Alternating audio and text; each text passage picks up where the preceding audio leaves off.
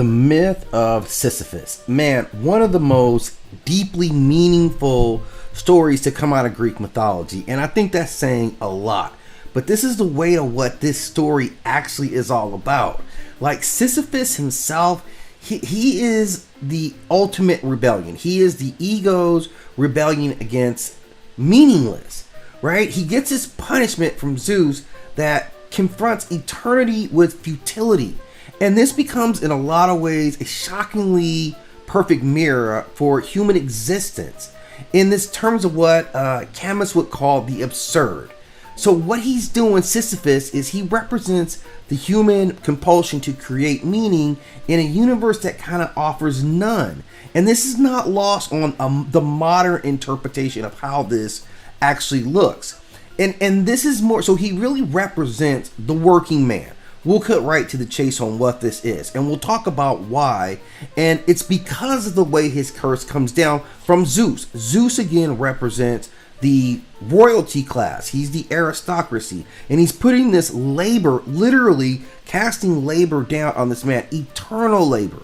So it becomes very, very important, and he makes that labor itself, it's not just labor, it's meaningless labor, that you would toil meaninglessly to never reach your goals. And this is where the drive, like, you have to think, this is the superego's tyranny, right? Holding this kind of moral law that can never be satisfied.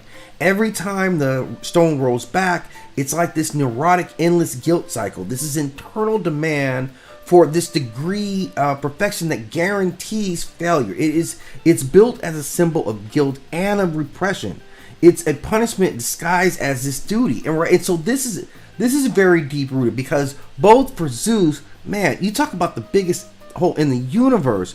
This to create this type of eternal torture for anyone, right? For simply, having his trespasses. So but yet the thing that makes Sisyphus important is that he resists. He is eternal resistance.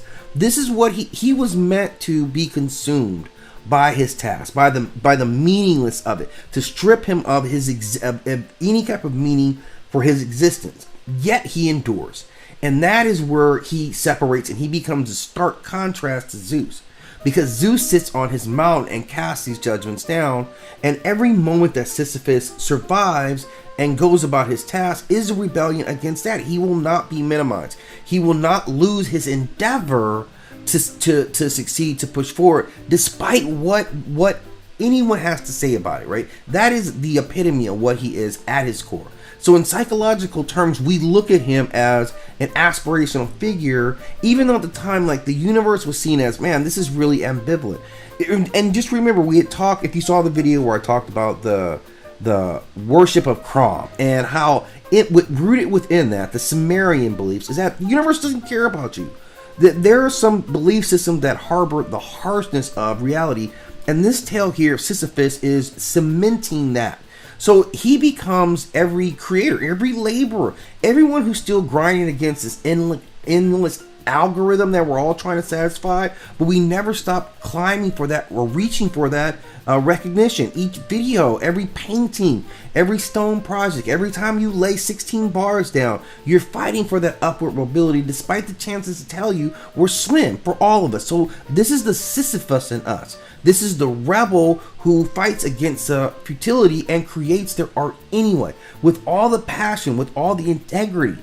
So what he represents psychologically is integration, to accept the odds that are against you and meet that with a full purposed rebellion to continue for. It is despair kind of mixed with creativity.